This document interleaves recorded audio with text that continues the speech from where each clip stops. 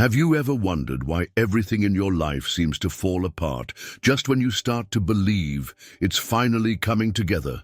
That painful silence from God, the unanswered prayers, the closed doors that make no sense. You start asking yourself, did I take the wrong path? Or even worse, is God punishing me?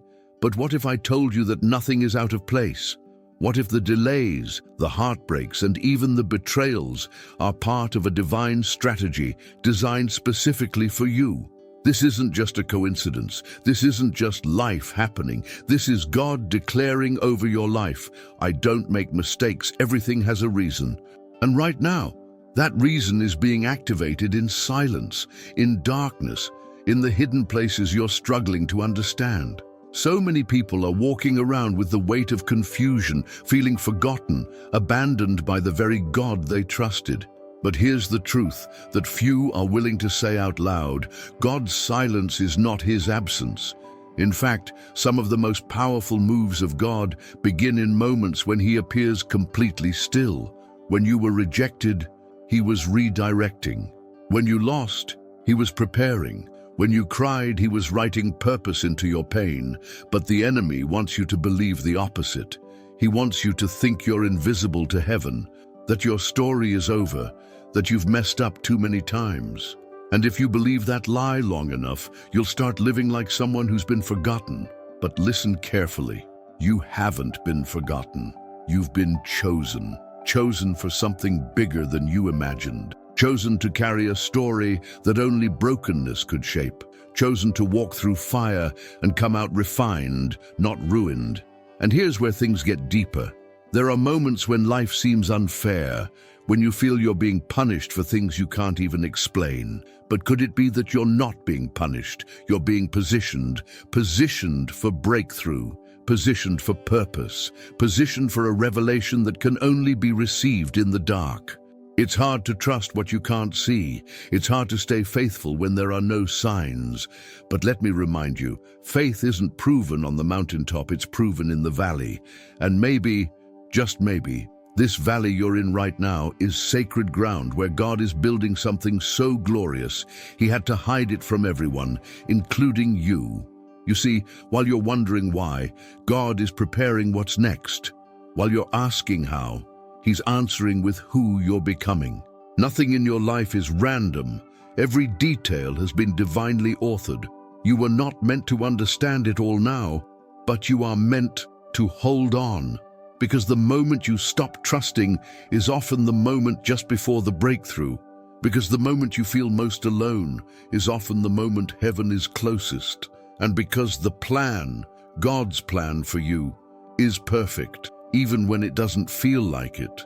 Now, if you've ever felt like giving up, like the waiting is pointless, like the silence is too heavy, you're about to discover a truth that might change everything. If this message is already stirring something deep inside your heart, don't keep it to yourself. Take a moment right now to comment below, God has a plan for me. Let that declaration be the first step of your faith rising again. And if you've ever felt like this word was written just for you, it's because God is speaking to you right now, through this exact moment. Also, if you haven't already, click that like button, not just to support this video, but to tell the algorithm that messages of hope and truth still matter. And most importantly, subscribe to this channel. Here, you're going to find consistent, powerful words from God. Truths that align your heart back to his purpose. This isn't just another video. This is part of your journey. Stay connected, because what you'll hear next might be the confirmation you've been praying for. There's a sacred truth that most people overlook because it's wrapped in pain.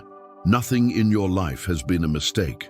Not the heartbreaks, not the silence, not the delays, the detours, the losses, or even the moments where you felt like your whole world was collapsing.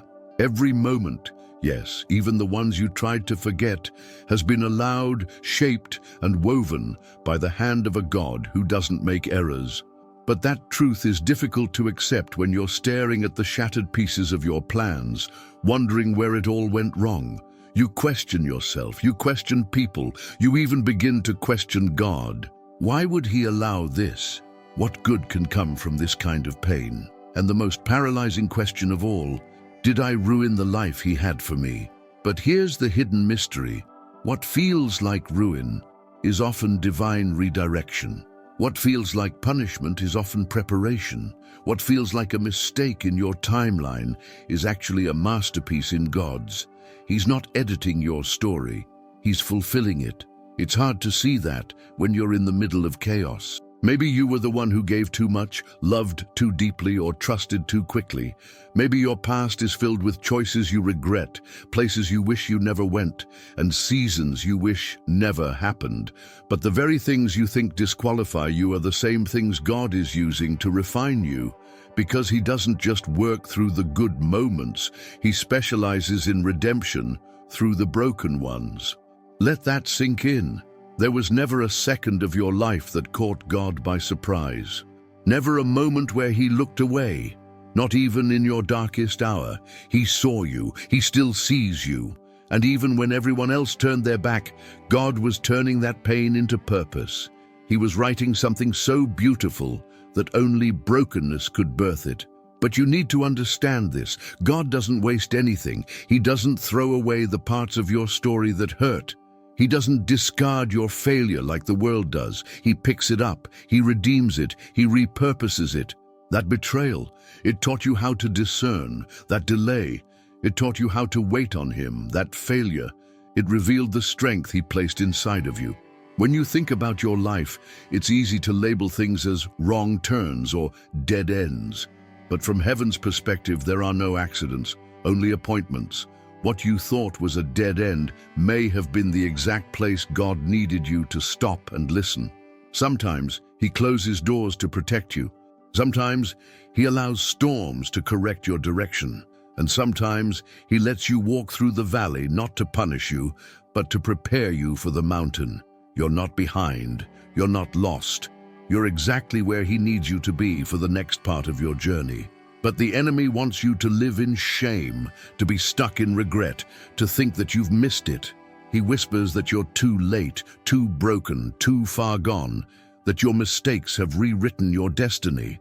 But let me tell you, the blood of Jesus doesn't just forgive, it restores, it repositions, it renews. You haven't missed your moment. You are not disqualified. What's been delayed is not denied. It's being refined. The timing of God is not a punishment, it's a promise in process. He's not just preparing the blessing for you, he's preparing you for the blessing. And the pain you've endured, the nights you cried silently into your pillow, the times you smiled in front of others while breaking on the inside, God saw it all.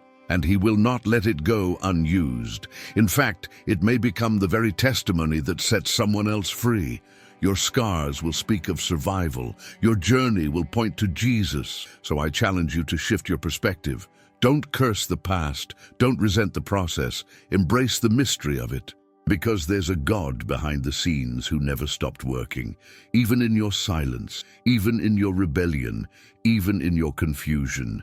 He's been there, silently crafting redemption into every thread of your life. And now it's time to speak that truth over yourself. In the comments, declare it, nothing in my life has been a mistake. Or simply write, God is still writing my story. Let that be your testimony today. Because the more you speak it, the more your heart begins to believe it. And the moment your heart aligns with heaven's truth, that's when everything begins to change. Everything about your life has been divinely orchestrated, not in the rushed, reactionary way we as humans tend to live, but in the precise, intentional way of a master composer. God doesn't improvise. He's not scrambling in heaven trying to fix what went wrong in your life. He's not surprised by your heartbreak, your confusion, or even your mistakes. He's not flipping through plan B or C because plan A fell apart. No, he's orchestrating something far beyond what your eyes can see right now. Imagine a grand symphony. To the casual ear, some parts might sound chaotic, out of tune, or even disconnected. But to the composer, every pause, every note, every crescendo, and every silence serves a purpose in the masterpiece. That's your life. There are sections that don't make sense to you now, They sound like noise. They feel like pain. They seem disconnected from the promise you thought you received. But God is composing a sound that will one day be so beautiful, so powerful, that it will move hearts, beginning with yours. We live in a world obsessed with instant results, quick fixes, and control. But divine orchestration doesn't happen on demand. It unfolds with eternal wisdom and infinite patience. And that's where the tension lies, between what we feel and what God is actually doing behind the scenes. He's writing in silence. He's building in the waiting, and he's positioning every person, every delay, every transition with such precision that when it all comes together, you'll realize nothing was random. But in the moment, it's hard to see. You question the silence, the loneliness, the closed doors. You start to compare your journey with others, wondering why their paths seem straight while yours feels like a wilderness. But what if I told you that the wilderness isn't a detour? It's the very place where clarity begins. In the Bible, the greatest revelations didn't come in comfort. They came in deserts, in caves, in storms, in isolation. God doesn't always speak loudest in the spotlight. He often whispers his purpose in the shadows. And maybe you've been in the shadows for a long time. Maybe life hasn't made sense in a while. You've prayed, you've fasted, you've tried to remain faithful, and still, you feel like nothing is moving. But here's what you need to hear today. Just because you don't see the movement doesn't mean the music has stopped. Just because you feel forgotten doesn't mean God has paused your story. He is orchestrating carefully, powerfully, intentionally. He sees your faith. He hears your silent prayers. He's aware of your silent battles, the ones no one knows about. And yet, he still calls you chosen, not because you're perfect, not because you've done everything right, but because he already saw the ending before the story even began. He's not reacting to your life. He's revealing his plan piece by piece. It's like a puzzle. You can stare at one piece and never understand the image. But when every piece comes together, something breathtaking appears. Right now, you might just be holding a piece of your pain, or your waiting, or your uncertainty. But don't throw it away. That piece belongs. And when the time is right, God will place it exactly where it needs to be. You may have lost friends in this season. Opportunities might have slipped through your fingers. People may have misunderstood you, maybe even mocked your faith, but none of that cancels the orchestration of God. In fact, it often confirms it. Because when God is preparing something rare and valuable, he protects it in isolation. He hides it from premature exposure. He allows silence to strengthen your hearing and delays to sharpen your vision. And I know it can feel unbearable at times.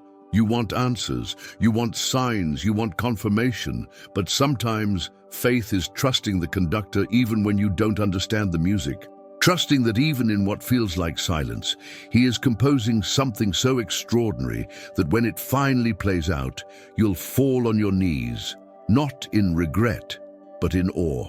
Awe that God was in control all along, that he was never late, never unsure, never confused. He's not working on your timeline, he's working on your transformation. He's not in a rush, he's invested in your becoming. Because when the promise finally arrives, he doesn't just want you to receive it, he wants you to carry it, steward it, and reflect him through it. So if you're listening to this right now and something inside you feels seen, if you've been questioning the pauses, the patterns, the pain, I want you to write this in the comments: God is orchestrating my story. Or if you're bold enough to declare it out loud, say, I trust the composer even when I don't hear the music. Let this be your way of aligning your heart with heaven again. Let this be the moment you shift from confusion to confidence, not because you know how it ends, but because you know who is writing it. There's something that needs to be said, something many people avoid because it's uncomfortable to face. Pain doesn't always mean you did something wrong. In fact, more often than not, your pain is not a punishment, it's preparation. But preparation for what? That's the question that keeps echoing in the hearts of people walking through silent seasons, heavy seasons, seasons where it feels like everything is being stripped away. And when you're in the middle of that storm, when you're barely holding it together, it's easy to believe the lie that you're being punished. But the truth is much deeper, much holier. You're being prepared for something far greater than you can see right now. Pain has a way of awakening us to things we'd never see in comfort. It strips away illusions. It exposes what's real. And most of all, it reveals the strength inside you that you didn't even know was there. That strength isn't something you built on your own. It's something God planted in you long before the pain ever began. And now, through this process, He's pulling it out of you, not to embarrass you, not to break you, but to build you into the kind of person who can carry the very promise you've been praying for. Think about it. Every great calling in Scripture came with a process of preparation. David wasn't crowned king right after the oil hit his head. He went back to the fields. He faced giants. He hid in caves. He lost friends. He waited years. Moses didn't lead people out of Egypt the moment he felt the call. He ran, he doubted, he spent 40 years in the desert learning to listen. Even Jesus, the Son of God, was led by the Spirit into the wilderness before he began his ministry. Why? Because the wilderness prepares you. The pain humbles you. The waiting shapes you. You're not being overlooked, you're being equipped. But it doesn't feel that way, does it? It feels like you've been forgotten, like your faithfulness has gone unnoticed, like everyone else is moving forward while you're stuck in survival mode. But here's the shift I want you to make today. Survival is not the absence of purpose. It's the beginning of refinement. You're not being left behind. You're being set apart. And everything you're feeling, the frustration, the confusion, the loneliness, it's not random. It's part of the sacred fire that burns away what you don't need and forges who you're called to be. It's in pain that your prayers get real. It's in pain that pride is broken. It's in pain that your ears tune into the whisper of God like never before. Because comfort numbs us, but pain wakes us up.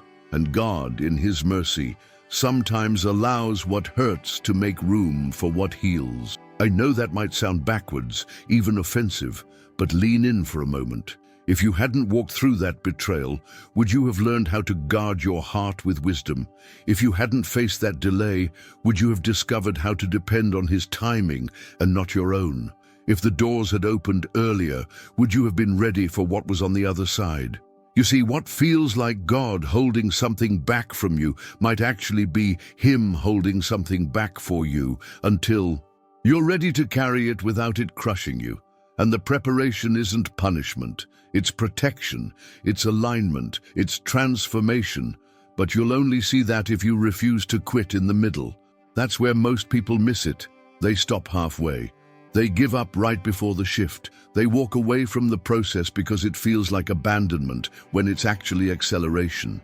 You can't microwave maturity. You can't shortcut the shaping of your soul. And even though our world is obsessed with speed and instant success, the kingdom of God moves differently. It grows in silence. It strengthens in struggle. It matures in mystery. And that mystery you're living right now, that "why is this happening to me" season, that's where you're being prepared to carry weight you couldn't carry before. Emotional weight, spiritual responsibility, a deeper level of compassion, a sharper discernment, a refined character. That's what's being built in you, not overnight, but over time. And this is where you have a decision to make. Will you run from the pain, or will you lean into it, trusting that God is not just allowing it, He's using it? Will you let it shape you? Will you let it open your eyes to what really matters? Will you let it draw you closer to Him instead of pushing you further into isolation? Right now, if you're still here, still listening, still breathing, you're not defeated. You're being developed. You're in the furnace, but you're not alone in it. There's a fourth man in the fire. There's a God who walks with you through the valley, and He's not done, not even close. If this speaks to you, drop a comment below and let it be your declaration. Say, "This is not punishment, this is preparation." Or write, "God is building something in me." Let your voice rise in the middle of the process, because even your comment could be the spark of faith that someone else needs to keep going. It's one of the hardest parts of the journey, when heaven goes quiet. You've prayed, cried, fasted, waited, and yet there's no whisper, no confirmation, no open door. Just silence, a silence so loud it echoes inside your thoughts, making you question everything you once believed. And that silence starts to feel like rejection. You begin to wonder, is God even listening? Did I do something wrong? Why is he ignoring me when I need him the most? But what if that silence isn't absence? What if it's not punishment? What if God's silence is actually his response? We often associate love with constant communication. We want immediate answers, constant feedback, signs that we're seen. And when we don't get that, we assume something is broken. But God doesn't operate like a vending machine. He's not transactional. He's relational. And just like a good parent who knows when to speak and when to let the child learn, God sometimes chooses silence not to distance himself from you, but to deepen something within you. Silence can be sacred. Silence can be intentional. Silence can be the very environment where faith is truly tested and strengthened. Think about this. When a teacher gives a test, they're silent, not because they're gone, not because they don't care, but because it's in the silence that the student has to draw on everything they've been taught. It's in that stillness that the real learning happens. And God, our ultimate teacher, often uses silence in the exact same way. Not to confuse you, not to punish you, but to see what you'll do when the emotions fade, when the signs disappear, and when all you have left is his last instruction. Will you trust him anyway? Will you still believe he's good even when you can't feel his presence? Because the truth is, faith that only works when you get an answer isn't faith. It's dependency on results. Real faith says, even if I don't hear him, I know he's near.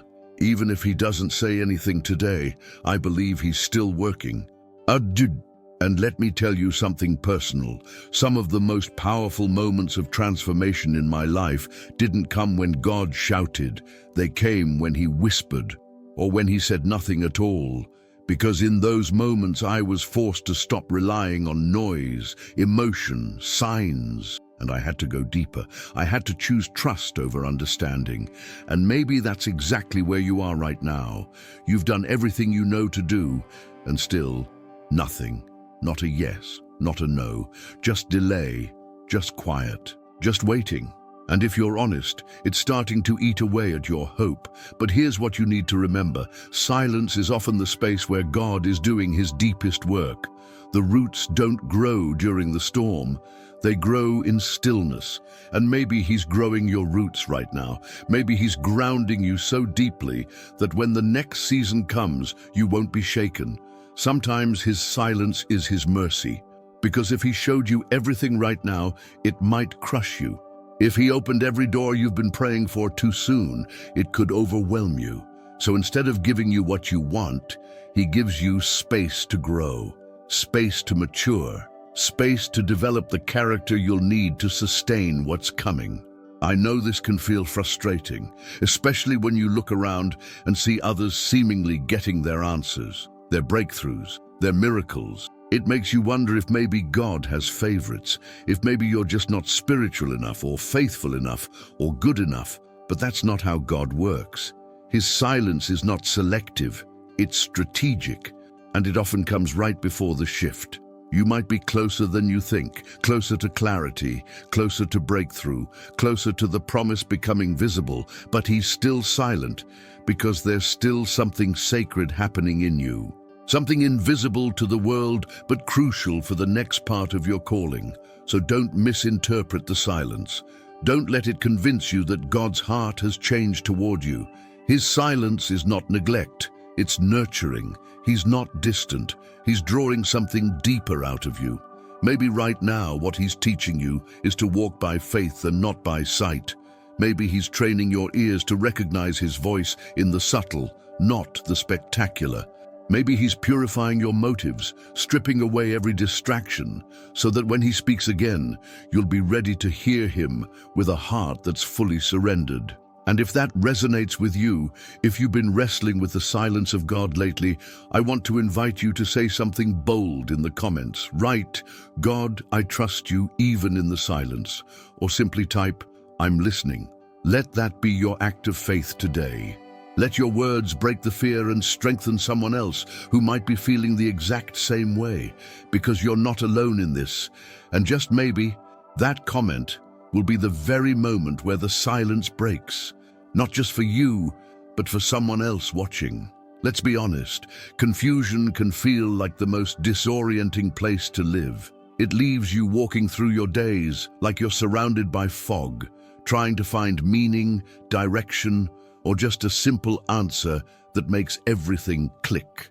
And when nothing makes sense, your mind becomes loud, cluttered, desperate for clarity. You replay conversations, overanalyze your decisions, and start questioning even your identity.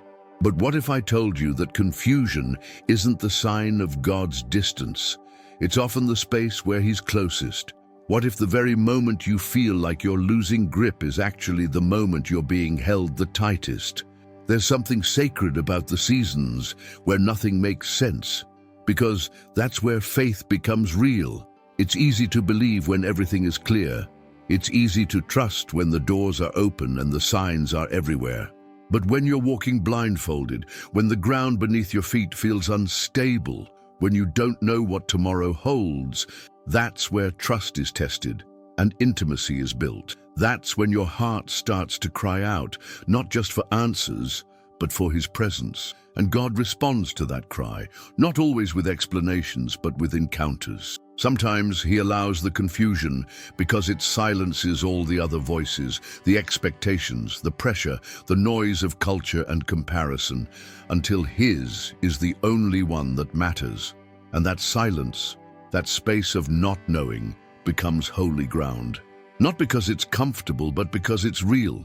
Because in that raw place you stop performing, you stop pretending, you stop trying to figure it all out, and instead you start to surrender. That's when God leans in. That's when He shows you who He really is. Not just the God of your breakthroughs, but the God of your breakdowns too. And maybe that's exactly where you are. Maybe you've reached the point where you don't have the words anymore. Your prayers feel empty. Your heart feels tired. You're not even sure what to ask Him for. You just want to know He's still there, that He hasn't forgotten you, that this confusion isn't proof that you've failed somehow.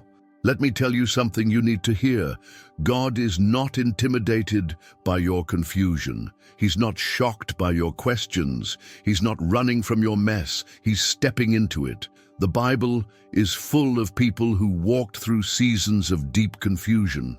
Joseph was thrown into a pit, sold into slavery, locked in a prison, and for years nothing made sense. But God was with him in every step.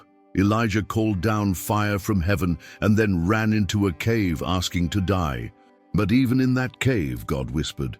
Mary was told she would carry the Son of God without ever being with a man. Confusion beyond logic, yet favor beyond measure. So if you're confused right now, you're in good company. And more importantly, you're not disqualified. You're being drawn deeper. Because confusion humbles us. It breaks the illusion of control. It invites us to stop relying on our own understanding and start leaning on His. Proverbs 3:5 doesn't say, figure it all out. It says, trust in the Lord with all your heart and lean not on your own understanding. Why? Because understanding can't carry you where only surrender can. Your logic has limits. Your vision is human, but God sees beyond the fog. He sees the full picture while you're holding a single puzzle piece, and in His mercy, He often lets us stay in the mystery so we learn to trust His heart when we can't trace His hand. And here's something powerful to consider.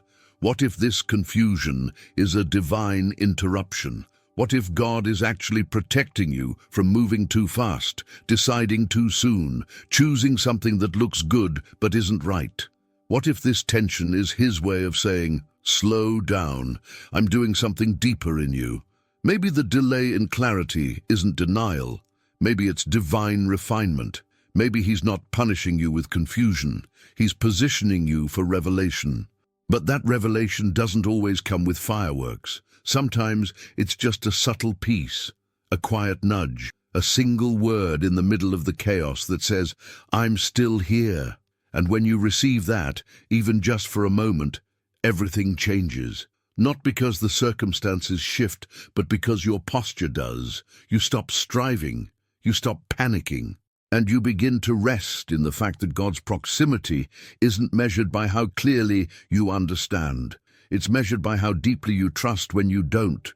So if right now you're walking through a season where nothing is making sense, where clarity feels out of reach, I want to encourage you, don't run from it. Don't shut down. Don't numb yourself with distractions or spiritual busyness. Let yourself sit in it. Let God meet you there. Because the answers you're looking for might not come through explanation. They might come through encounter, a moment where you don't just learn about God, but feel Him, know Him, experience Him. And if you've been in that place of confusion lately, I want you to pause and drop a comment right now. Say, God, meet me in my confusion. Or write, I don't understand, but I still trust you, because your honesty creates space for healing. And your words might just echo in someone else's storm and remind them they're not alone. There are moments in life when doors slam shut so abruptly that it leaves you standing in shock. Relationships end. Opportunities disappear, plans fall apart without warning, and your first instinct is to assume rejection. You begin to internalize the failure, questioning your worth, your calling, and even your identity. Was I not good enough? Did I miss the timing? Why does it always feel like I'm the one being left behind? But what if this isn't rejection at all? What if instead this is divine redirection? What if the very thing you think is holding you back is actually setting you up? There's a reason doors close. There's a reason some people walk away. And while the pain of that moment can be so loud it drowns out reason, you have to understand something deeper is happening. God sees the path ahead, the conversations you haven't heard, the motives you can't discern, the traps you didn't know existed. And in His mercy, He redirects you. Not because you're unworthy, but because the path you were heading down wouldn't lead to His best for you. And when God says no or not this, it's never to harm, it's to protect.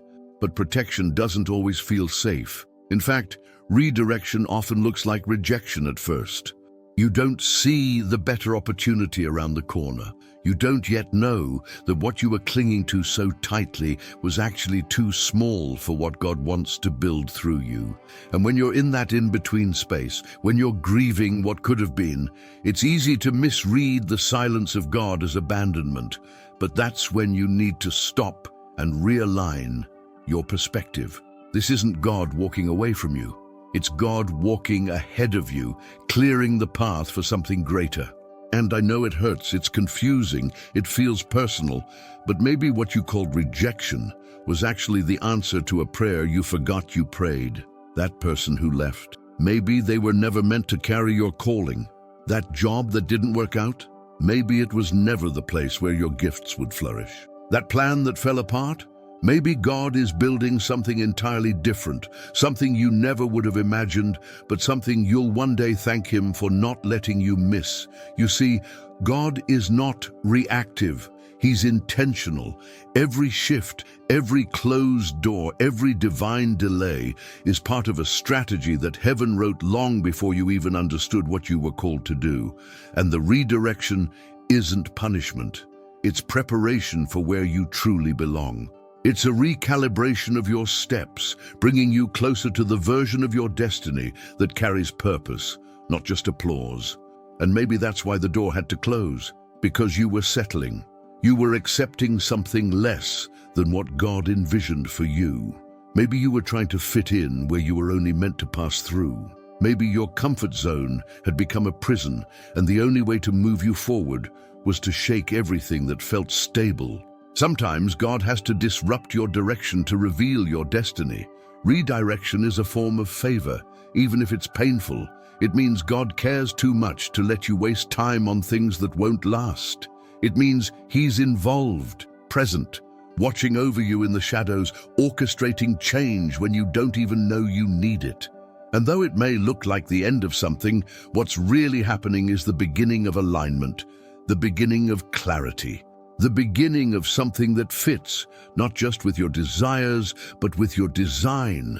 And while the world might say you failed, heaven sees you as faithful. You didn't walk away. You were shifted. You didn't lose your way. God changed your lane. You didn't get rejected.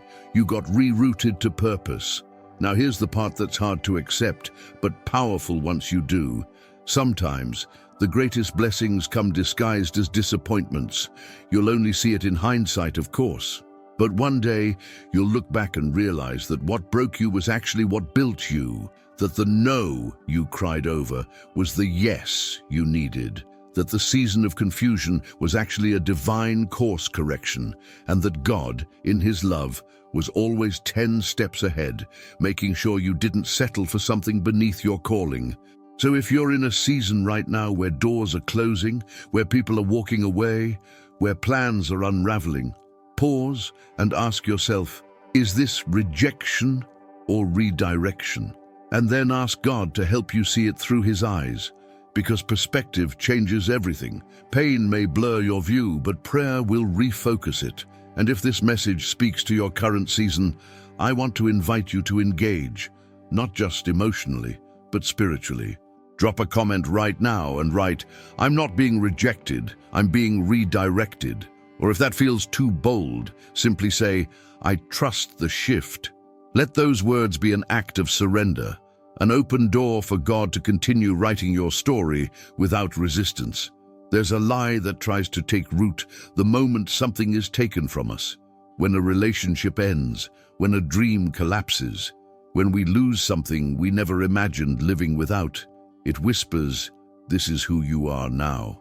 And if we're not careful, we begin to wear loss as identity. We start believing that the broken version of our story is the final chapter. But let me speak truth into that lie right now. What you lost does not define you. Your loss is not your label. Your identity is not built on what left your life, but on the one who never leaves. The pain of losing something or someone can be so consuming that it overshadows everything else. It rewrites the way you see yourself. You start to frame your future through the lens of that pain, and before you know it, you're living in survival mode, not because of what's ahead, but because of what's behind you. But here's what most people forget. Loss is part of life, but it is not the end of your purpose. It may change your direction, shift your relationships, shake your comfort zone, but it can't cancel your calling. There are moments when you lose things that feel essential, people you thought would walk with you forever, positions you thought were secure, seasons you thought would last.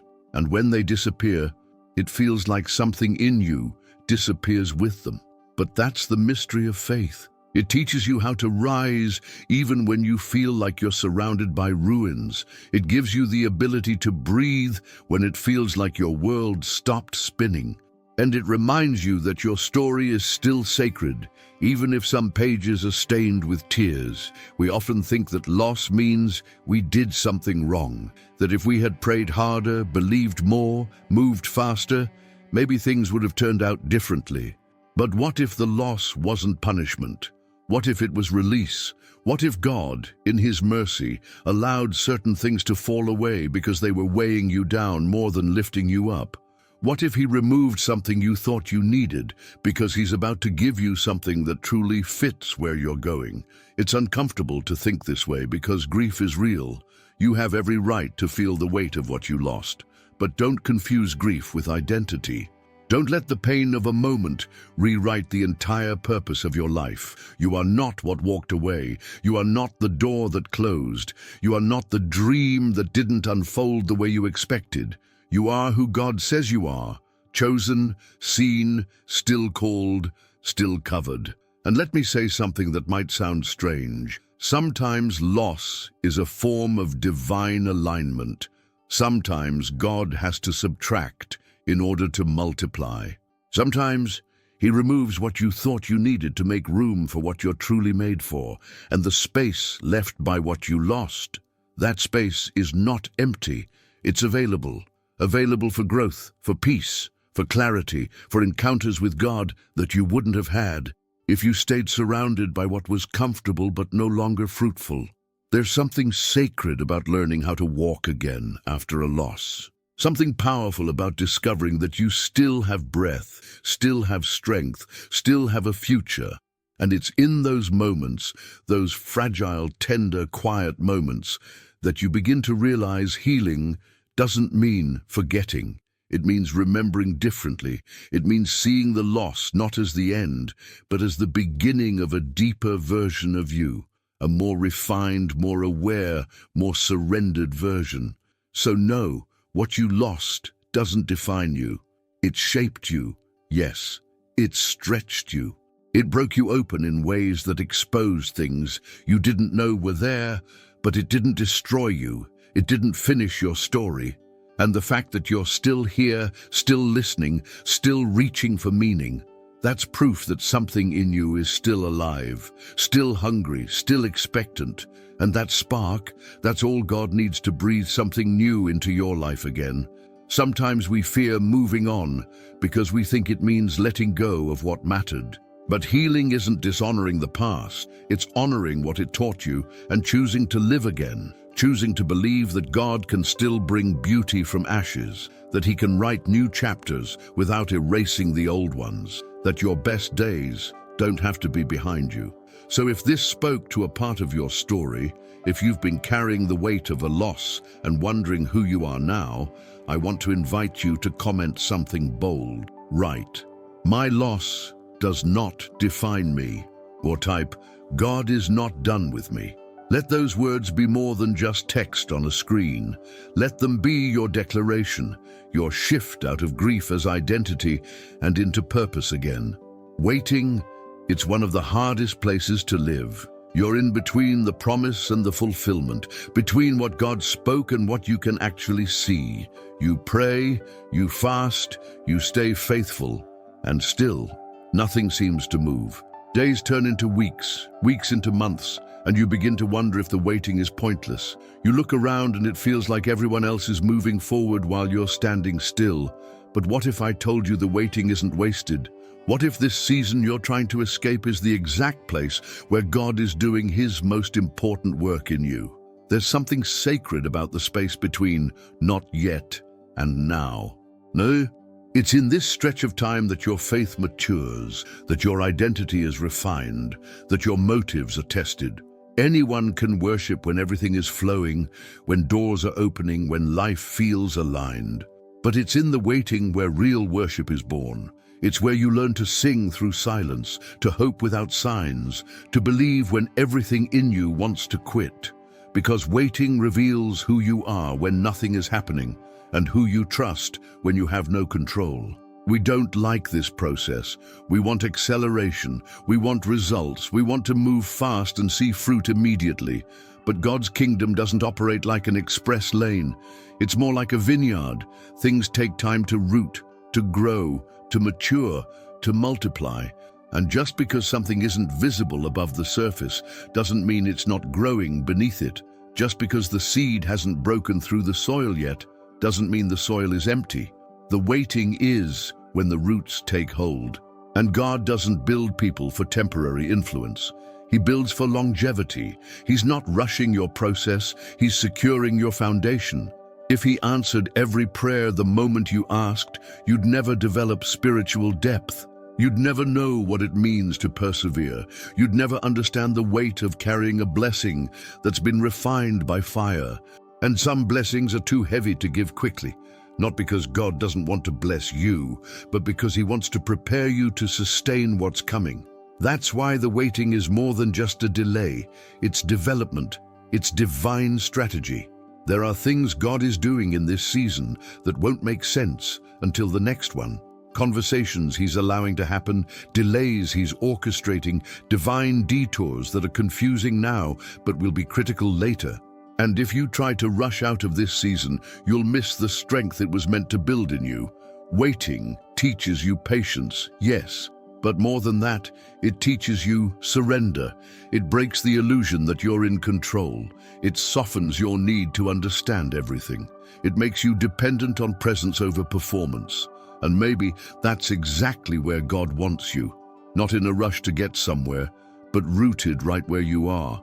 Learning to be content with his presence before he changes your circumstances. Learning to love him, not for what he does, but for who he is. Because when you get to that place, when your heart is settled, even while your prayers are still unanswered, something shifts. You stop striving, you stop stressing, you start trusting in a way that isn't fragile, but forged through real fire. It's also in the waiting that God removes distractions. You start to see what really matters. People you thought you needed begin to fade. Things that used to shake you don't hit the same anymore. Your discernment sharpens. Your ears tune more carefully to his voice. The noise of the world begins to quiet, and suddenly, even the silence becomes meaningful. You're no longer desperate for a breakthrough. You're grounded in the belief that when it comes, it will come exactly how and when it's supposed to. You'll look back one day at this season and realize it wasn't the gap. It was the groundwork. The waiting was never a void. It was preparation. And every tear you cried, every night you wondered why, every moment you felt unseen, none of it was in vain. God was there. In every minute, in every breath, in every prayer you whispered and every doubt you battled, he never stopped working, not even for a second. He was building endurance, stretching your faith, preparing your character for the weight of the next chapter. So if you're in that space right now, if you feel stuck in between where you were and where you're going, hold on. Don't despise this season. Ask God what he's doing in it. Ask him what he wants you to learn. Ask him who he wants you to become, because the longer you wait with the right heart posture, the more powerful the arrival will be when it finally comes. And if this resonates with you, if you've been in a waiting season and needed this reminder, I want you to declare it in the comments right now. Write, "My waiting is not wasted." Or if you feel it deep in your spirit, type, "God is working in my waiting." Your comment might be the echo of hope someone else is searching for. Let's remind each other, the waiting holds weight, and it's worth it. There's a specific kind of loneliness that cuts deeper than most. It's not just the absence of people, it's the absence of clarity, of connection, of momentum. You look around and realize the invitations stopped coming. The people who used to check in don't anymore. You try to explain how you feel, but the words get caught in your throat. And in that stillness, that strange silence where even God seems quiet, the question starts to rise. Have I been forgotten? But the truth is, you haven't been abandoned. You've been separated, not by accident, not as punishment, but as preparation, because isolation in the hands of God is never about rejection. It's about refinement. It's in the hidden place where God does his most delicate and essential work. Think about a seed. It must be buried to grow. It must sit in the dark, unseen, untouched, seemingly forgotten beneath the soil. But under that surface, something powerful is happening. Roots are being established.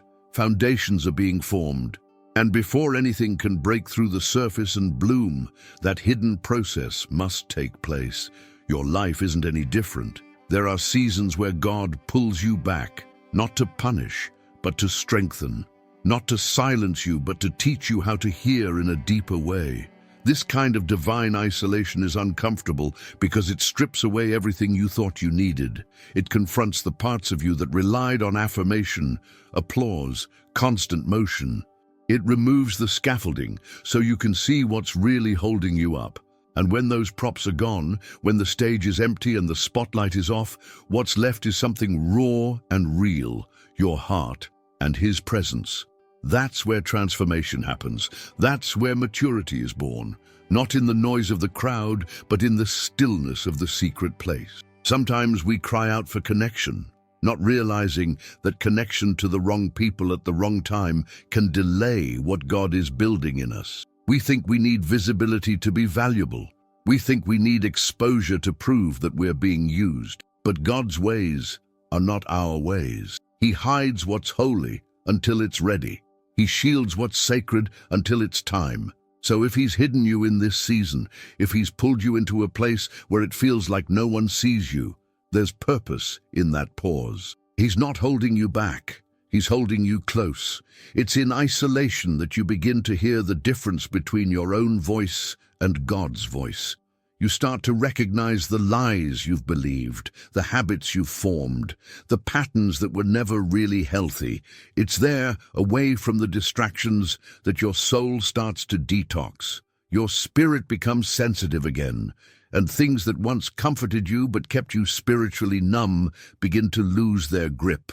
You start to crave presence over performance, depth over attention, obedience over applause, and maybe that's why God brought you here.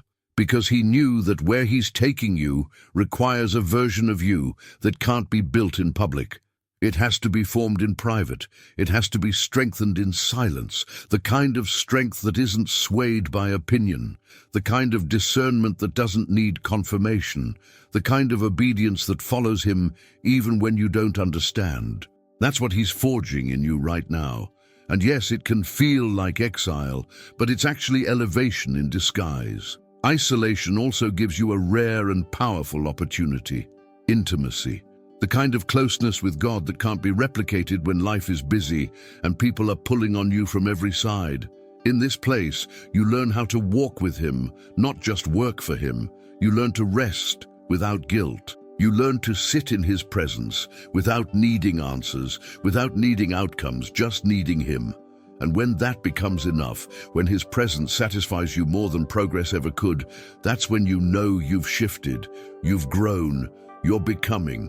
And here's the thing: isolation isn't permanent. It's a season, a necessary, holy, frustrating, beautiful season. And it will pass. But when it does, you'll walk out of it different, stronger, quieter maybe, but more grounded. Less dependent on people and more in tune with purpose, less reactive to pressure and more anchored in peace. Because the version of you that emerges from isolation isn't the same one that entered it. You'll carry a deeper authority, a quieter confidence. And when the time comes to be seen again, to step into what God has been preparing, you won't need to prove yourself. Your presence will carry weight because your character has been built in secret. So if you've been in that space where it feels like you're alone, like you've been forgotten or passed over, I want to challenge that thought today. You haven't been forgotten, you've been set apart. And that's not the same thing. In fact, it's far more powerful. So if you feel that word landing in your spirit, say something in the comments. Write, "Isolation is preparation." Or if you've been in a season like this for a while, just type, "I'm hidden, but not forgotten." Now let that be your declaration of faith while you're still in the in-between. Because even in the silence, even in the solitude, God is still shaping you for something sacred. There's a moment after failure that feels like a free fall, like the ground you once stood on, whether it was a relationship, a dream, a business, a ministry, or even your own self-confidence, has collapsed beneath you. You're left staring at the pieces of what used to be your future, wondering how you got here. And worse, you begin to wonder if this is where the story ends. The enemy loves to show up in that moment, whispering, "You blew it. This is the end. Nothing good can come from this." But let me speak to that lie with everything I've got. Your story did not end in the failure. That failure was a chapter, not the conclusion. We tend to define ourselves by the moments when things didn't go as planned. That one decision, that one mistake, that one season where everything unraveled. But you are more than your lowest point. You are more than the chapter you would erase if you could. God didn't stop writing when you fell. He simply turned the page. And maybe that's the most beautiful part of grace. It doesn't remove the fall. It redeems it. It doesn't skip over the pain. It rewrites the meaning of it. And when God steps into your story, He brings purpose even to the parts you thought disqualified you. There is no one in Scripture who fulfilled their calling without confronting failure. Peter denied Jesus. David committed adultery and murder. Moses struck the rock in anger. Jonah ran in the opposite direction. But none of their stories ended in those moments. Why? Because God doesn't write people off. He writes them in. He takes the brokenness, the regret, the loss of control, and turns it into testimony. And what the enemy meant to use as your finish line, God turns into your foundation. The beauty of redemption is not that you go back to who you were before the failure. It's that you become someone entirely new through it. Wiser, softer, stronger, more dependent on grace and less attached to your own perfection. Because let's be real, sometimes it's only through failure that we truly learn who we are, and more importantly, who God is. We see that His love doesn't waver when we fall, that His promises don't evaporate when we mess up, that His purpose isn't revoked because we stumbled off course.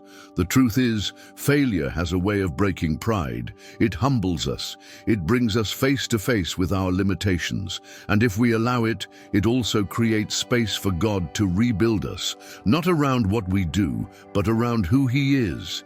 Maybe you needed to fall in order to be free from the pressure of getting it all right. Maybe the failure wasn't the enemy's victory.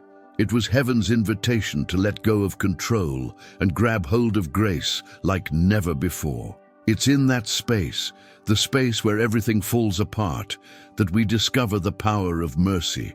Mercy that says, "You're still mine." Mercy that doesn't just pick you up but walks with you as you rebuild. And you will rebuild. Not in the same way, not on the same terms, but with new eyes, new strength, and a new dependence on God that will carry you further than your talent or ambition ever could.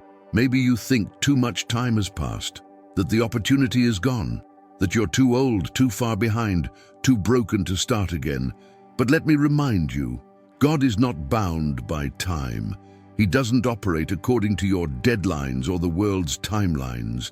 He restores years, not just moments. He redeems lost seasons. And He specializes in comebacks that don't make sense to anyone but Him. Your failure doesn't surprise God. He saw it coming and still chose you, still called you, still wrote your name into a future that includes redemption.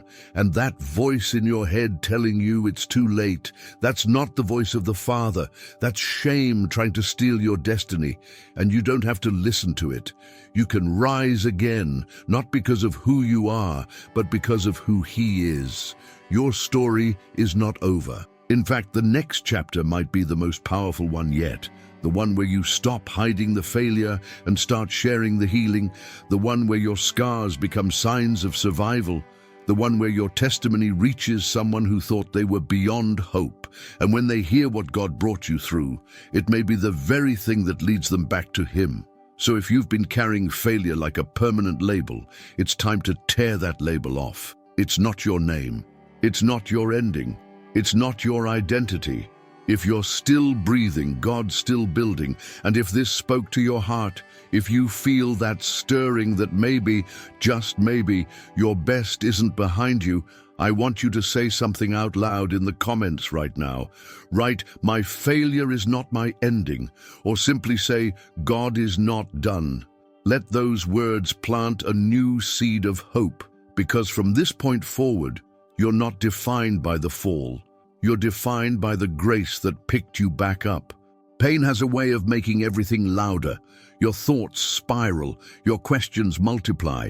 The silence of God feels more intense, and the ache inside your soul becomes the filter through which you see everything around you. It's raw, it's real, it's exhausting. And if you've been through a season like that, or maybe you're in one right now, you know what I mean. The nights are long, the prayers feel empty, and deep down, even if you don't say it out loud, you begin to ask the question that lives beneath all the others. Why? Why this? Why now? Why me? But what if that pain wasn't meant to destroy you? What if it wasn't punishment or chaos or God forgetting about you? What if instead that pain was a doorway, a tool, a strategy from heaven to reveal something to you that couldn't be seen in comfort, couldn't be heard in clarity, couldn't be understood without the breaking. Because as much as we wish revelation came wrapped in peace and comfort, the truth is that some of the most life-changing encounters with God happen when our hearts are shattered. Pain opens you. It breaks through the surface of your pride, your routine, your self-sufficiency. It exposes what you really believe about God. It reveals where your trust is placed. And as painful as that process is, it creates the kind of honesty that most people spend their entire lives avoiding.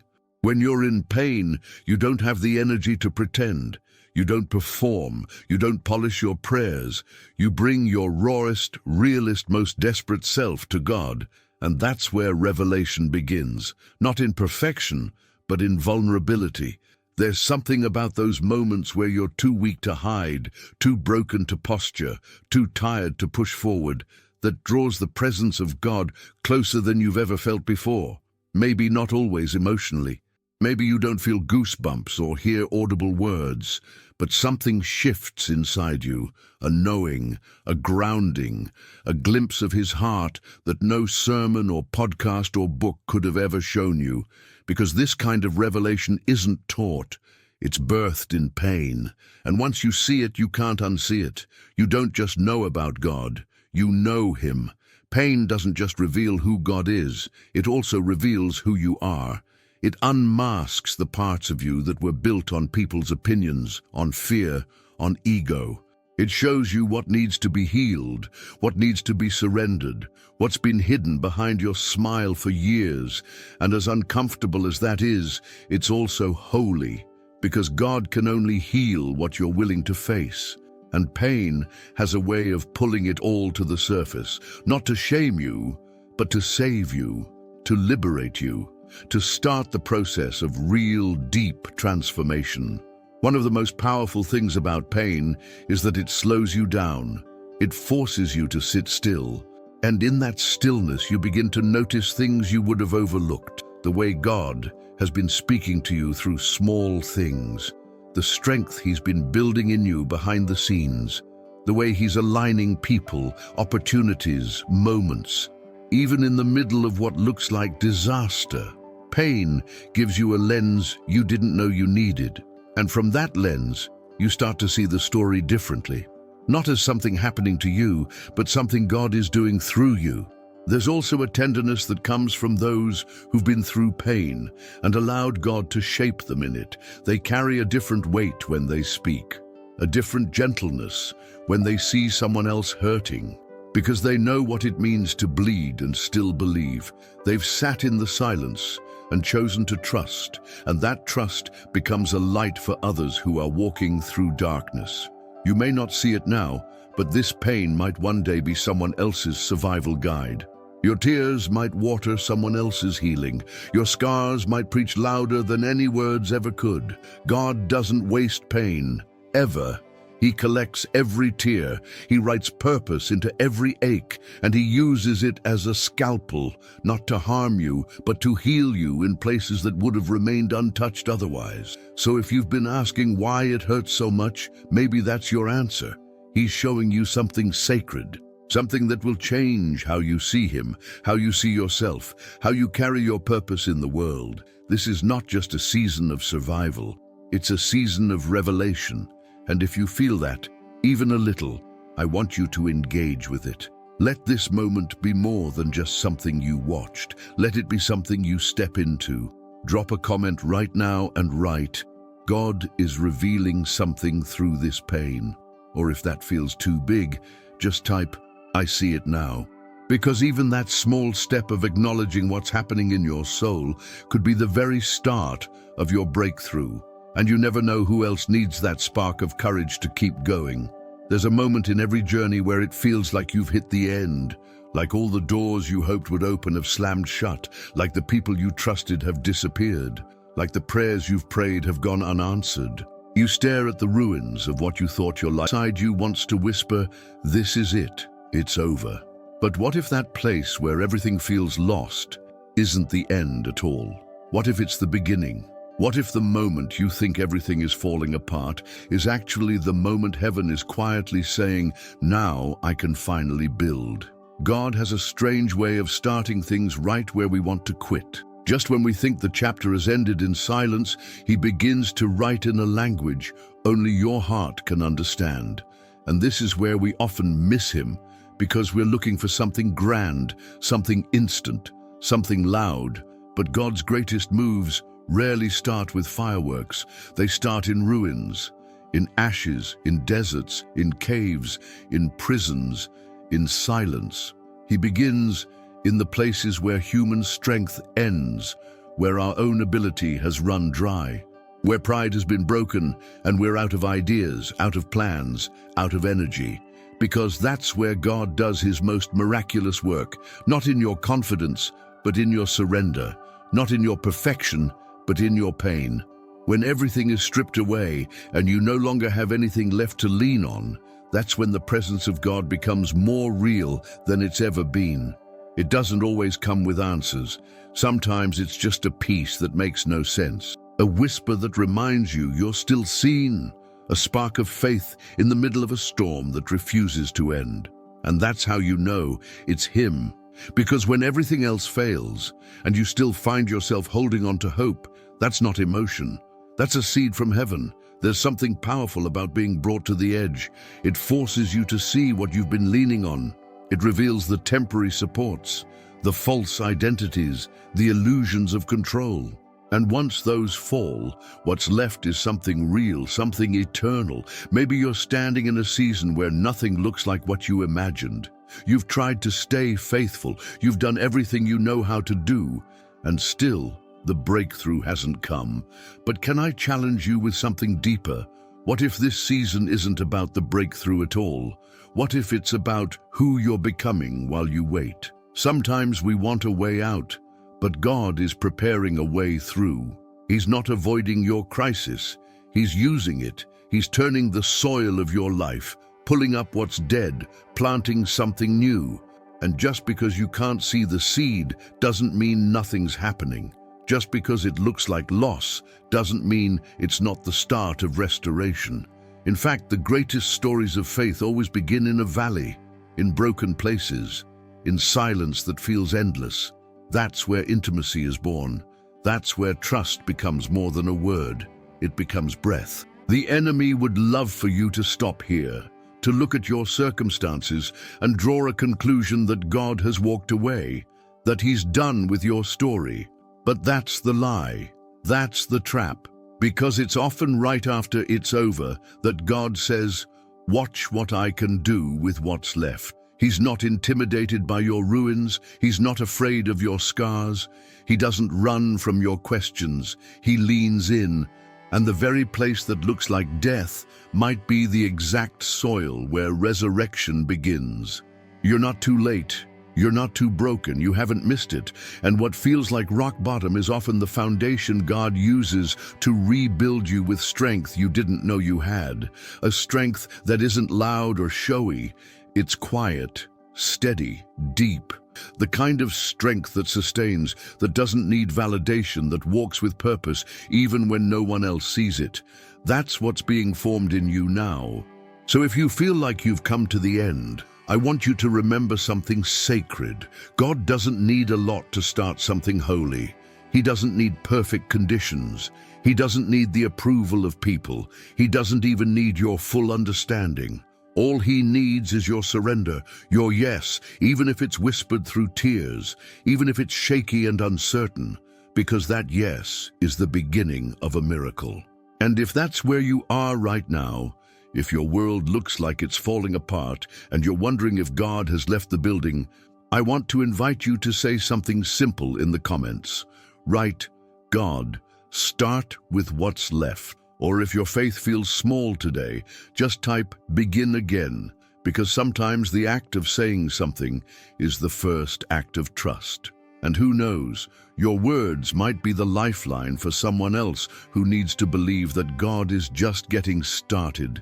There's a kind of pressure that comes from trying to make sense of your life while you're still in the middle of it.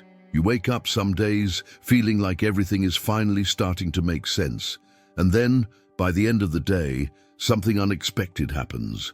A message you didn't want to receive, a delay you weren't prepared for, a silence that feels too heavy, and you're back in the fog. That cycle can be exhausting. You start to wonder if you're moving in circles, if you're doing something wrong, or if God is just painfully silent. But here's the reality we don't talk about enough. You're not supposed to see the full picture right now.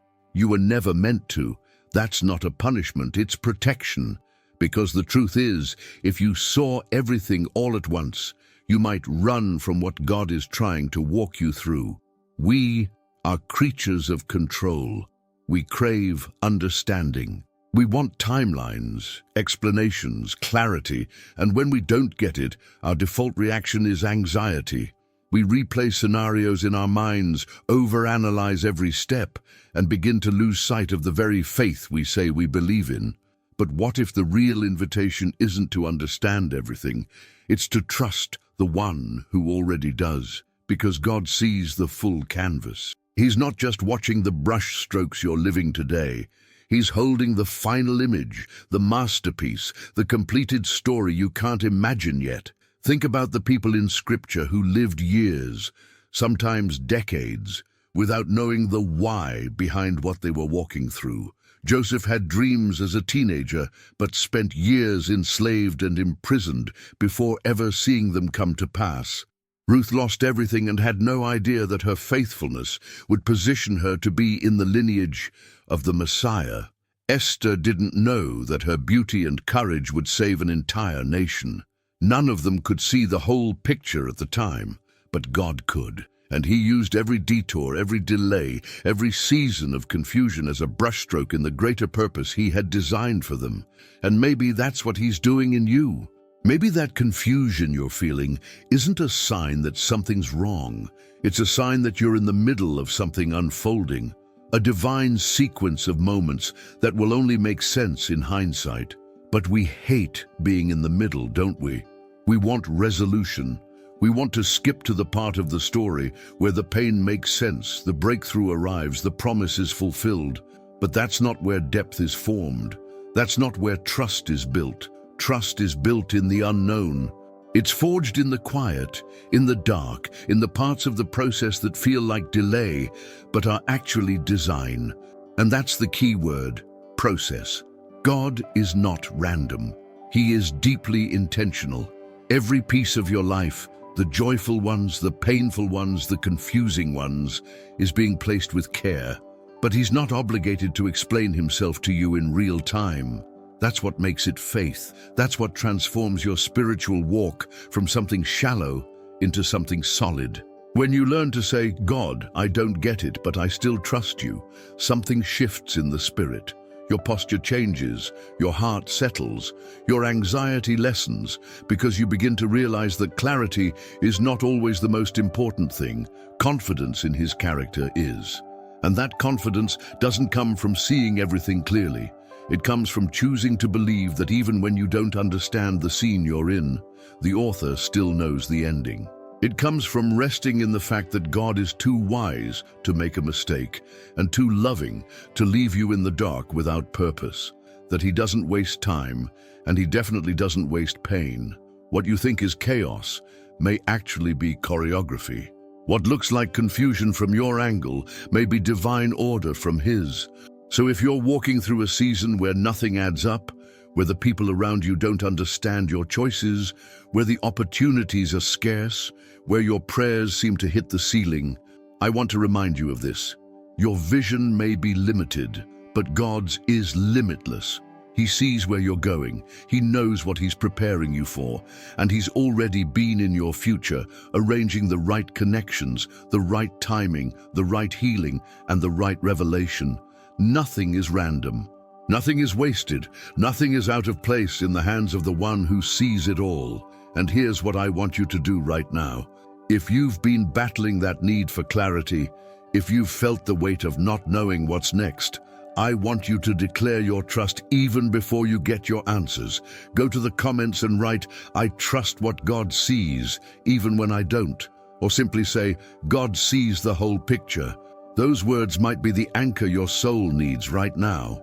And more than that, they might be the exact encouragement someone else is scrolling through these comments, hoping to find. Keep walking. The picture's not finished yet. There's something deeply unsettling about detours. You're heading in one direction, finally starting to feel a sense of momentum, maybe even clarity, and suddenly things shift.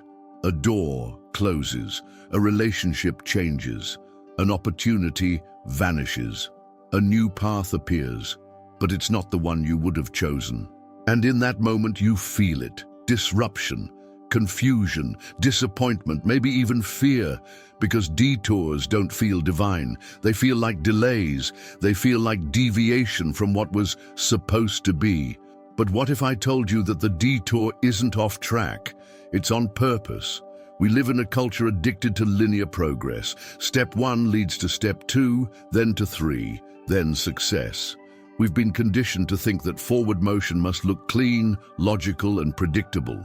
But God rarely works that way. His path doesn't always move in a straight line. It weaves through seasons we didn't plan, people we didn't expect, and places we never thought we'd go. And yet somehow, it all connects. Because divine direction is not always obvious. In fact, it's often disguised as disruption. The detours in your life are not signs that you've failed. They are not punishment for getting it wrong. They are proof that God is actively involved, steering you away from what would have distracted, destroyed, or diminished you. He's not just trying to get you to a destination, he's shaping who you are as you walk. And sometimes, the only way to build that version of you is to reroute your steps. Not because he changed his mind about the promise, but because there's something along the way that he knew you needed before you could carry it.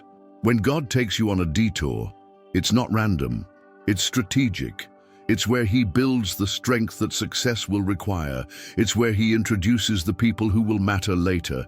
It's where he deposits wisdom, maturity, resilience. And yes, it's where he tests your heart. Not to see if you're good enough, but to show you what's still inside of you that can't come with you into the next season. He exposes the fear. He confronts the pride. He uproots the insecurity, not to shame you, but to set you free. Because the next level of your calling requires a version of you that only a detour can build. The hard part is that we often don't know we're on a detour until we're already deep into it. We don't realize until later that what felt like a dead end was actually a door to something higher. But when you're in the thick of it, it's easy to assume you're lost. That's when the enemy whispers lies, telling you that you missed your chance, that you're being punished, that you're no longer in God's will. But those are not the voice of your Father, because the voice of God never speaks condemnation over someone he's still guiding. And if you're breathing, he's still guiding. There are things you've been through, detours that left you heartbroken, confused, exhausted, and you still don't fully understand them. And maybe you won't, not yet. But just because you don't understand them doesn't mean they were pointless. Sometimes the purpose isn't revealed in the middle. It's revealed later, when you've grown enough to look back with different eyes. Eyes that see not just what you lost, but what you gained. Eyes that see how God protected you from things you didn't even know to fear. Eyes that can say, if I hadn't taken that road, I wouldn't be who I am today. You're not too far off. You're not behind. You're not late. God is still in this. And even though you may feel like you've taken the long way around, maybe that was the only way that would have preserved your heart. Maybe that was the only path that would have taught you to depend on him, not on your talent, not on your plan, not on other people's validation. And maybe, just maybe, that detour didn't take you away from the promise. It brought you closer to it. Because the version of you that started this journey is not the one who will finish it. Something had to change. Something had to be stripped away. And the detour is where that change began. So if you're on a road right now that looks unfamiliar, if you're in a chapter that wasn't part of your plan, I want you to pause, breathe, and remember that God sees the full map. He knows where you are. He knows what he's doing. And he's not panicked. He's present. You haven't lost time. You haven't lost direction. The detour is the design. If this speaks to your heart right now, I want you to drop a comment below and say, "This detour is part of God's plan." Or, if you're walking through uncertainty and need to declare your faith over it, type, "God, I trust the road you've chosen." Your words might be the bridge someone else needs to cross over doubt into belief again. Keep walking, even if it's not the way you planned. It's still the way He's guiding. There's a phrase people throw around to try and bring comfort in moments of confusion. Everything happens for a reason. But let's be honest, when your heart is broken, your plans have failed, or your life looks nothing like you thought it would, that phrase can feel more like a cliché than a promise. And if you've been walking through a long season of unanswered questions, of broken expectations, of dreams deferred, you may have even started to quietly ask yourself, did I mess something up? Did I miss the mark? Is this all somehow my fault? But here's the truth that your soul needs to remember right now. God doesn't make mistakes. Not in creation, not in calling, and not in the way He's been shaping your life. The path you've walked, every twist, every valley, every delay, is not outside of His sight.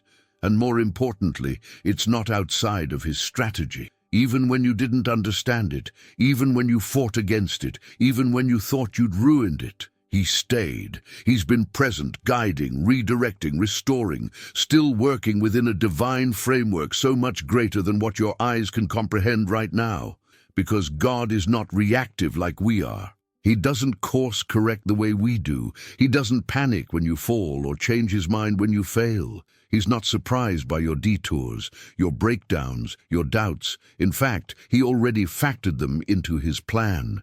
You are still on purpose. Still within the reach of your destiny, still being carried by grace. That calling on your life, it didn't expire when things got hard. That purpose you carry, it didn't dissolve when you took a wrong turn. The gifts inside of you, they are still active, still alive, still waiting to be activated by your obedience, not your perfection. Because God never called you based on your flawless performance. He called you based on His eternal design. And nothing about your life, no matter how messy, delayed, or painful, can cancel what He authored before you were even born. You see, we tend to equate God's will with comfort. We assume that if we're in alignment with His plan, things will flow easily, doors will open quickly, and life will feel peaceful.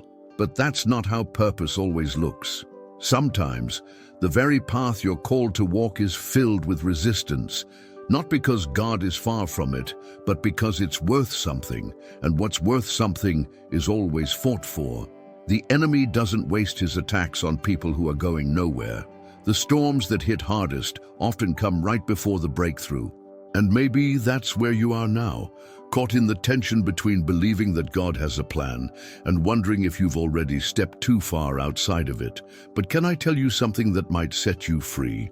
The fact that you're still seeking Him, even through questions, tears, silence, and setbacks, is proof that your heart is still beating for Him.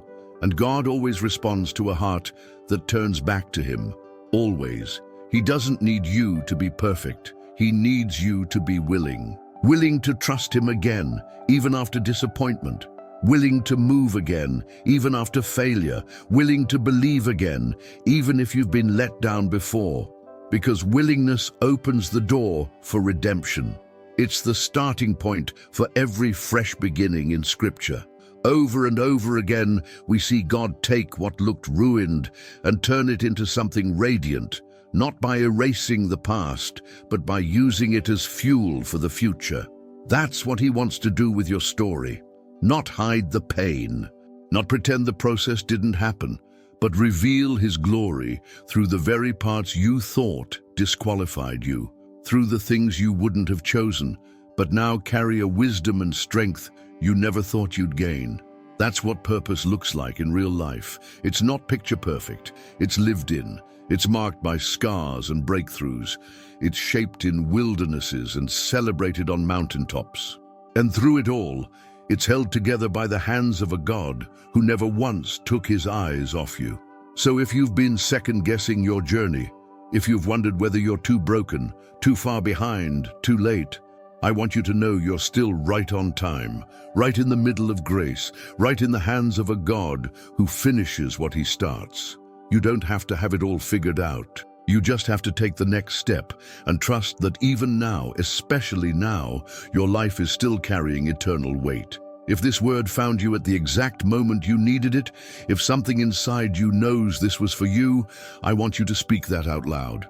Write in the comments, God doesn't make mistakes. I'm still on purpose. Or if that's too much right now, simply say, I trust the process. Because your declaration might be the reminder someone else is scrolling through the comments to find.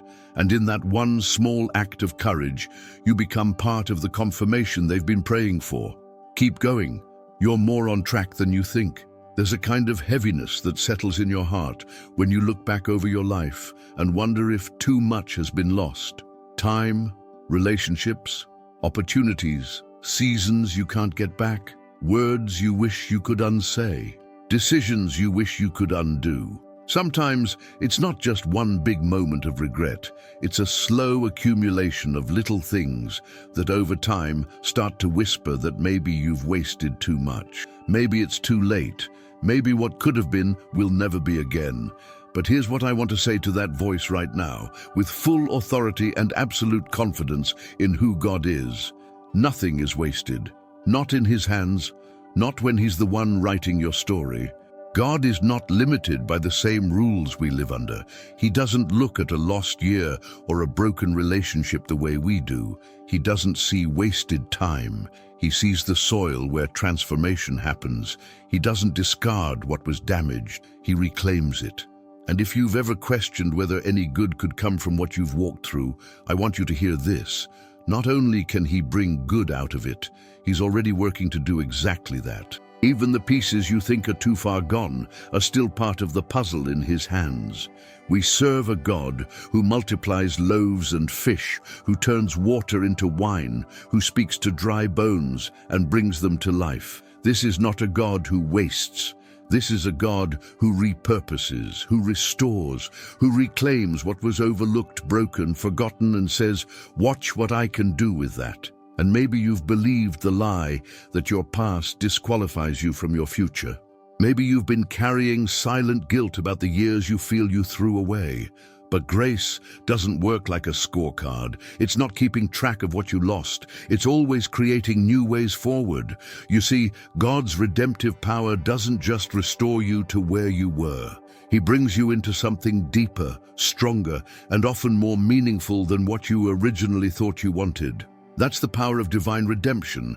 It doesn't just give you back what you lost, it gives you back more, not necessarily in the same form, not always with the same people or platforms, but with greater wisdom, greater compassion, greater depth. And that kind of growth can't be faked. It only comes through the pain, through the surrender, through the process.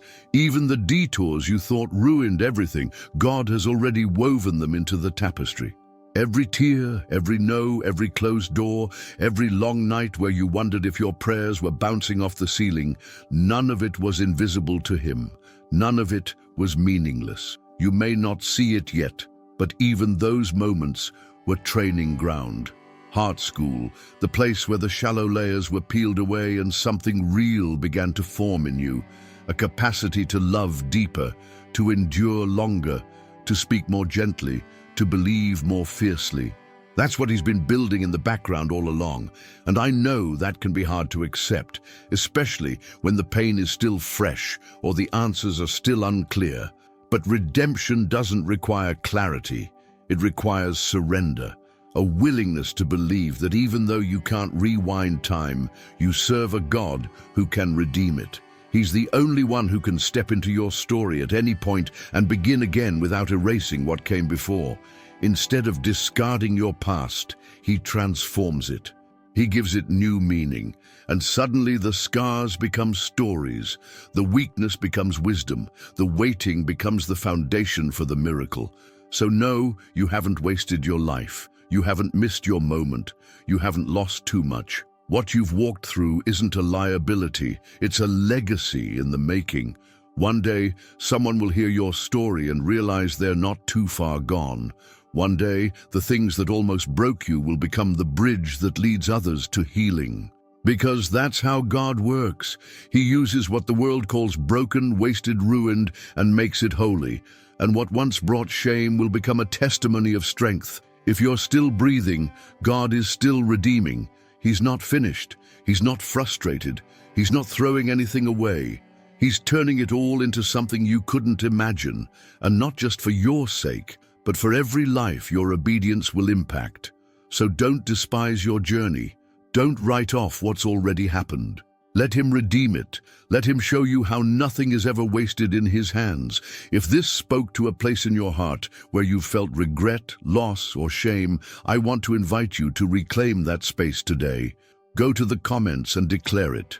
Write, "Nothing is wasted with God." Or simply say, "Redeem it, Lord." Let those words be your first step in handing the past over to the only one who can make it part of something beautiful. Someone else needs to see that kind of faith. And maybe, just maybe, your words will spark their redemption too. There's a specific kind of discouragement that settles in when you've been waiting on something for what feels like too long. You start the journey full of hope, full of faith, speaking life over your situation. You believe with boldness, you pray with confidence, but then weeks turn into months, months into years. Doors stay shut, answers feel far, and slowly your voice grows quieter. You stop expecting, not because you don't believe in God anymore, but because it just hurts too much to keep hoping without seeing. The delay starts to feel like a no. But let me speak straight to your heart. Delayed does not mean denied. God's silence is not his rejection. His timing is not late. It's layered with purpose. In a culture that celebrates speed, God moves with intention. We've been conditioned to expect everything fast. Fast food, fast success, fast answers. But heaven doesn't operate on our timelines. It works on truth, and truth doesn't bend to urgency. It builds according to what is eternal. And sometimes, what feels like an unnecessary delay is actually the greatest gift of protection, preparation, or redirection you'll ever receive. Think about how many prayers you've whispered over the years. The ones that felt urgent, the ones that made you cry in the car, in the shower, under your breath when no one else knew what was happening inside you. You brought your heart before God with vulnerability, and then silence. But what you didn't see was what was happening behind the silence. You didn't see the people God was positioning, the habits he was refining in you, the strength he was building when everything in you just wanted to give up. That's what divine timing looks like. It's not just about delivering the promise. It's about developing the person. Because if you receive too early what your character isn't ready to carry, what was meant to bless you can break you. That relationship, that platform, that opportunity, that breakthrough, whatever it is you're waiting for, God is not withholding it to punish you. He's holding it until he knows you're ready to sustain it. Because he's not just after your arrival, he's after your transformation. And if rushing the process would ruin the purpose, he'll take his time every single time.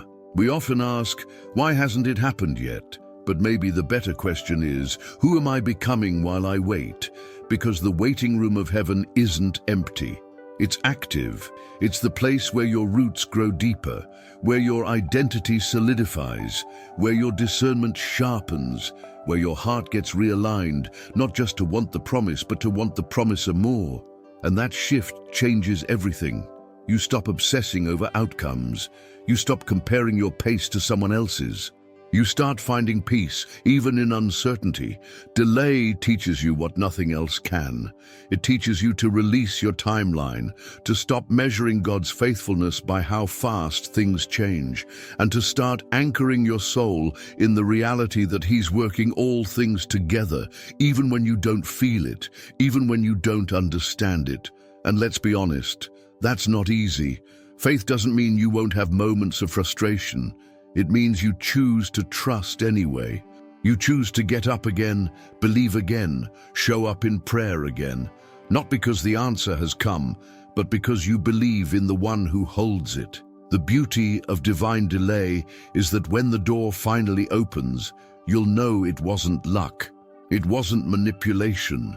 It wasn't you forcing it in your own strength. It was God. It was grace. And you'll walk into it with a kind of gratitude and reverence you wouldn't have had if it had come too easily. That kind of breakthrough feels different. It humbles you. It marks you. It doesn't just change your circumstances, it changes your soul. So if you're in a season where the answer hasn't come, where the promise feels distant, where you're tempted to believe that maybe God said no, I want to remind you that He hasn't forgotten you. His timing is perfect, even when it doesn't match your calendar. His ways are higher, even when they don't make sense in the moment. And what He has for you is not just good, it's right. Right for who you're becoming, right for where He's leading you, right for the season that's coming. Delay is not death. Delay is development. And God is never late. He's preparing something worth the wait. So don't give up in the hallway. Don't settle for less just because it's faster. Don't lose hope just because the answer hasn't come yet. If He said it, He'll do it. If He promised it, He's faithful to fulfill it. If you needed to hear this today, if you've been feeling the weight of waiting, I want to invite you to drop something in the comments as an act of faith. Write, "I will wait for God's perfect timing." Or simply type, "Delay is not denial." Those declarations aren't just for you. They're seeds that remind everyone reading that heaven hasn't forgotten their name. And maybe, in your words, someone else finds the courage to keep waiting too. There comes a moment in every journey of faith when nothing around you looks like what God promised. You remember the word you received, the dream that stirred your spirit, the confirmation that seemed so clear at the time.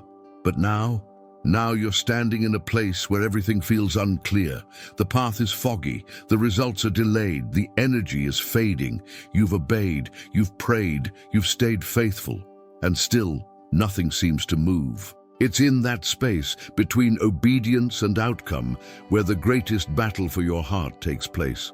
And it's there, more than anywhere else, that God whispers, "Trust the process." That phrase sounds beautiful on paper, but when you're walking it out in real life, it feels like a storm, because process doesn't come with blueprints. It doesn't come with constant affirmation. It's quiet, slow, hidden. And in our fast-paced world, where progress is measured by visible results, the process of heaven often feels like failure. But here's the truth. God is not only interested in where you're going, He's deeply invested in who you're becoming on the way there. We want the final picture. God wants the full transformation. And transformation doesn't happen instantly. It happens in steps, in seasons, in layers. One layer of pride peeled off, one wound healed, one lie uprooted, one truth planted deeper. And sometimes that internal work is so quiet, you don't even realize it's happening. Until one day you face something that used to break you, and you realize you're standing stronger than ever before. That's the fruit of process. It's not always flashy, but it's always foundational. Think about the great moves of God in Scripture. Moses spent 40 years in the desert before he ever stood before Pharaoh. David was anointed king and then sent back to tend sheep. Joseph was given dreams and then thrown into a pit, sold into slavery and forgotten in a prison. None of them skipped the process, and not one of them was disqualified by it. Because the process wasn't punishment, it was preparation. It was the place where God stretched them, shaped them, and forged in them the character needed to carry the promise. And maybe that's what He's doing in you right now. Maybe the very thing you're resenting, the waiting, the silence, the stretching, is the same thing God is using to build you for what you can't see yet. Because the truth is, most people want the promise, but they're not willing to walk through the process that protects it.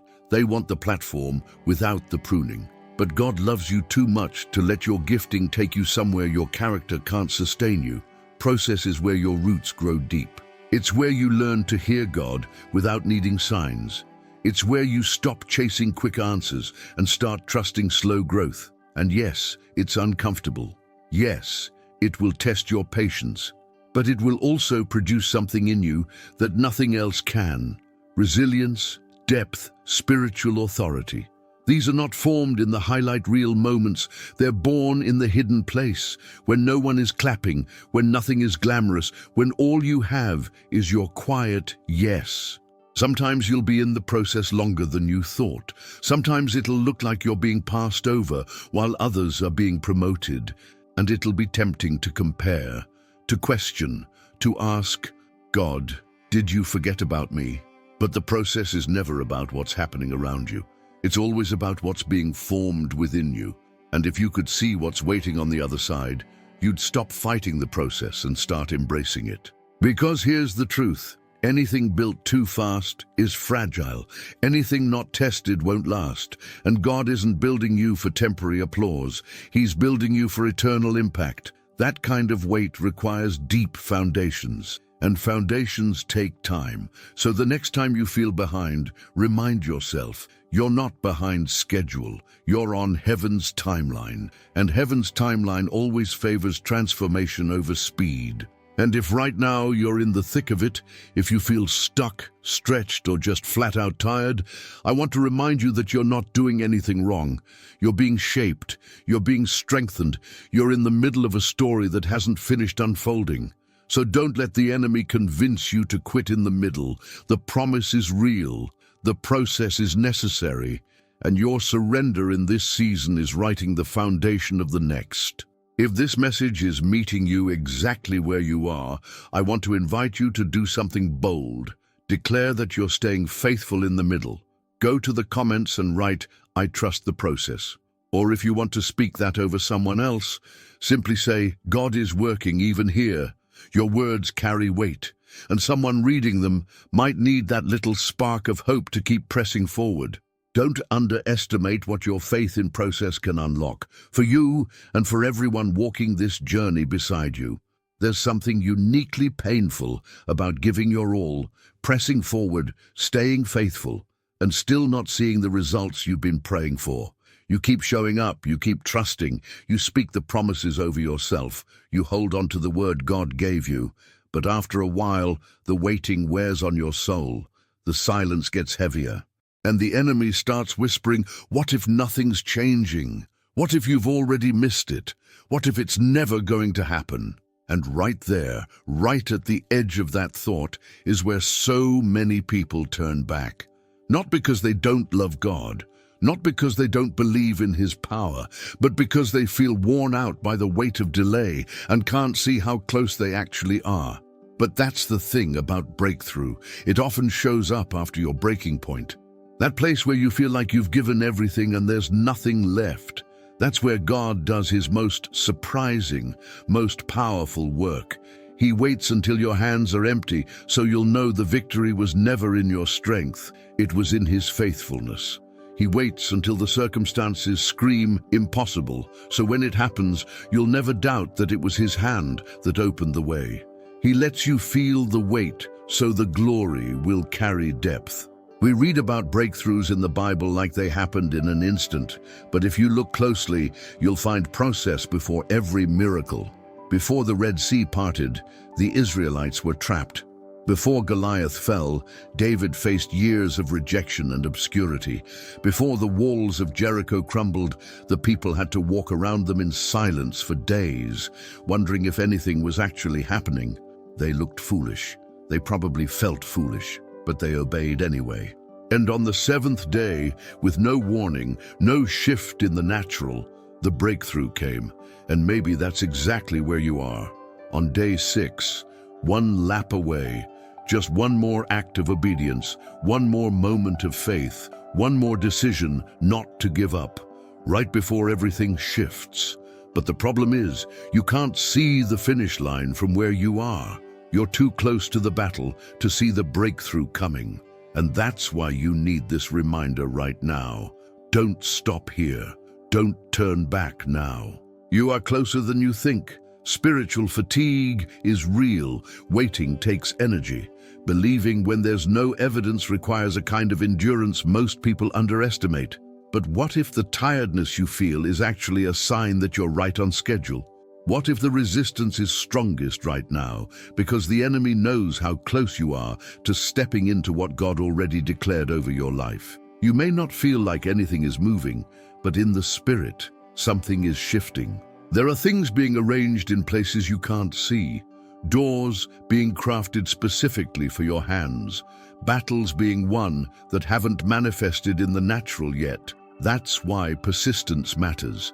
That's why continuing to show up, even in silence, is an act of war. Every time you pray when it's hard, every time you speak life over yourself, every time you choose worship over worry, you're sending a message to heaven and hell that says, I'm not giving up. I know what God said, and I know who He is. And those moments, those quiet, faithful, unseen moments, carry more power than you realize.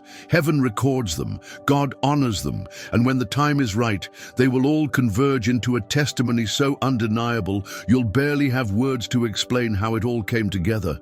But you have to make it through the middle, that messy, unclear, exhausting middle, the part where nothing looks like the promise and everything inside you wants to retreat.